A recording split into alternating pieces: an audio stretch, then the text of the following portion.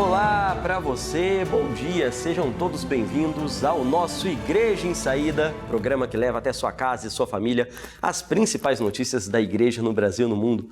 Sempre uma alegria ter a sua companhia e a sua audiência aqui no nosso programa, viu? Desejando a todos uma ótima e abençoada terça-feira. E a gente começa essa edição do nosso programa trazendo uma reportagem muito bacana em homenagem ao cardeal Dom Sérgio da Rocha, arcebispo de São Salvador, primaz do Brasil, que celebrou recentemente 40 anos de vida religiosa. Na reportagem preparada pelos amigos da comunicação da Arquidiocese, a gente confere um pouco de como foi a celebração desse momento festivo com toda a comunidade e recorda um pouco da história da ordenação de Dom Sérgio. Fiéis de diversas paróquias, grupos, movimentos e pastorais participaram deste momento com alegria. Entre eles estava a superintendente das obras sociais Irmã Dulce, Maria Rita Pontes.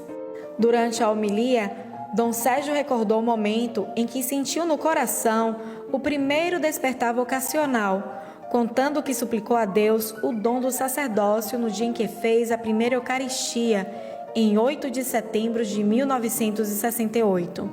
Naquela celebração, o sacerdote que presidia, assim como a catequista, estimularam as crianças a fazerem um pedido a Deus, e o pedido de Dom Sérgio foi para ser padre. Com o coração agradecido, Dom Sérgio recordou as muitas pessoas que o têm ajudado na caminhada, sobretudo com as orações ao longo destas 4 décadas. No dia da ordenação, certamente cada um de nós se sente mais emocionado, mais comovido, porque é muito amor concentrado numa mesma ocasião.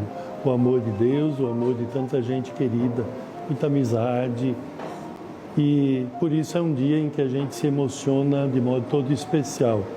Mas, sem dúvida que um grande momento daquele dia foi a celebração eucarística da ordenação. É um momento singular na vida de todos nós e, sem dúvida, me preparei na época, ao longo de anos, no seminário, para receber esse dom de Deus, mas eu recebi a graça do sacerdócio por misericórdia, por generosidade infinita de Deus na minha vida. Mas, sem dúvida, que aquele dia se prolongou, que o dia da ordenação, por mais especial que ele seja, ele depois passa, mas se prolonga depois da vivência do sacerdócio ao longo de todos esses anos. Louvado seja Deus pela missão e pela caminhada do cardeal Dom Sérgio. Bem, e hoje a gente segue com a nossa série de entrevistas preparadas pelo repórter Eduardo Góes, falando do trabalho dos missionários digitais que trazem essa contribuição tão importante para a nossa igreja nas redes sociais, nos meios de comunicação modernos. Vamos conferir. A gente vive, né, em uma era digital, né? A era digital não é mais o futuro, é o presente, né? E como é que se evangeliza digitalmente nesse mundo de hoje, na sua opinião? Bom, Eduardo, a missão digital, ela é a extensão da nossa missão no real, no cotidiano.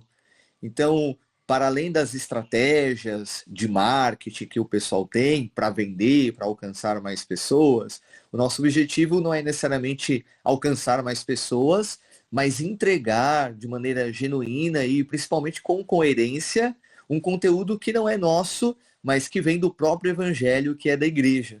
Então, nesse sentido, a gente tem que ficar sempre alerta para não trairmos os valores do evangelho, as virtudes, e saber que aquilo que nós entregamos no digital tem que ser consequência daquilo que nós vivemos no real. Então, a missão digital só pode ser extensão da missão que nós recebemos um dia através do sacramento do batismo.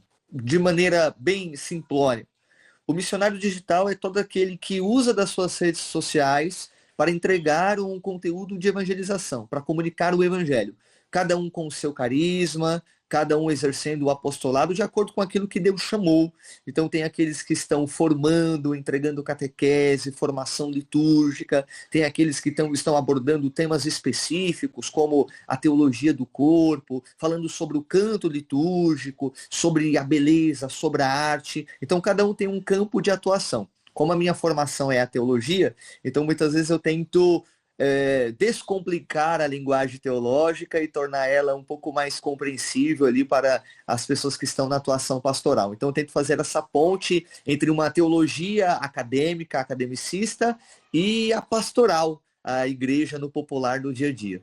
É uma experiência muito bonita e, ao mesmo tempo, eu sou muito grato a Deus por este tempo em específico, porque a gente tem percebido, tanto por essa busca da CNBB, através também do Dicastério para a Comunicação, como que a igreja tem olhado para nós e, de certa forma, não valorizar no sentido de queremos ser reconhecidos, mas entender que essa missão no digital, ela precisa também deste olhar da igreja e que nós estamos juntos nesse barco que tem como grande missão propagar o nome de Jesus.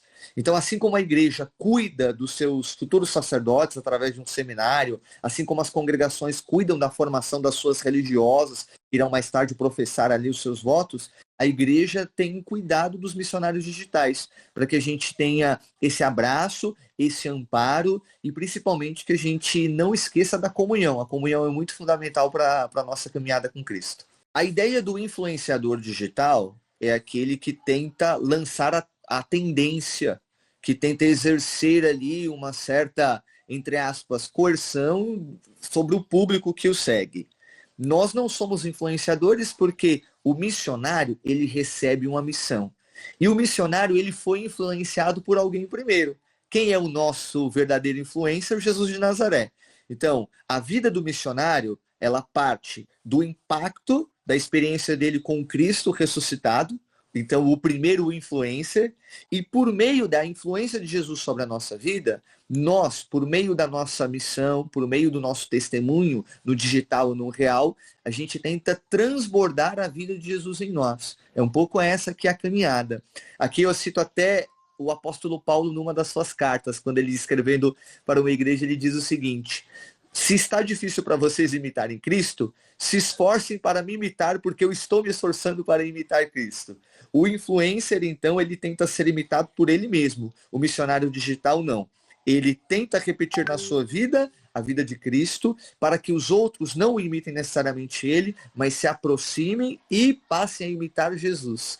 Possam se tornar cada vez mais discípulos e, consequentemente, apóstolos de Jesus de Nazaré. Então essa é a diferença entre a influência e a missão, o missionário digital. Porque, como disse anteriormente, a palavra não é nossa, o conteúdo não é nosso nesse sentido.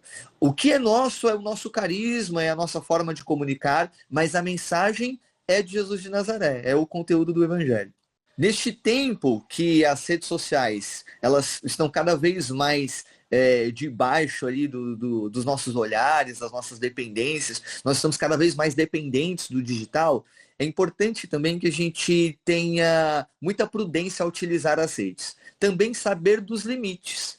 É importante ocupar este espaço, mas também nós precisamos saber que às vezes a gente precisa se distanciar um pouco deste espaço, descansar a nossa mente, porque nós vivemos este tempo aí no qual nós somos constantemente bombardeados por informações.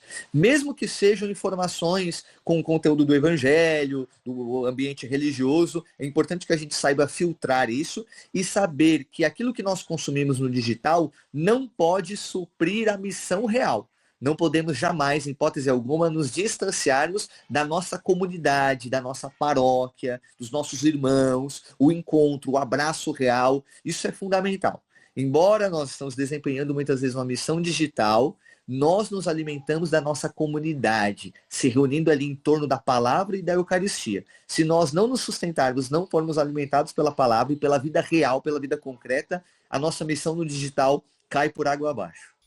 E que esse chamado se estenda para toda a nossa igreja, né? Que todos possamos ter essa consciência da importância de também evangelizarmos e também vivemos o evangelho nas redes sociais, na nossa rotina, nas telas, tá bom? Assim a gente encerra o Igreja em Saída de hoje. Agradeço a todos pela companhia. A gente volta a se encontrar amanhã, viu? Até lá!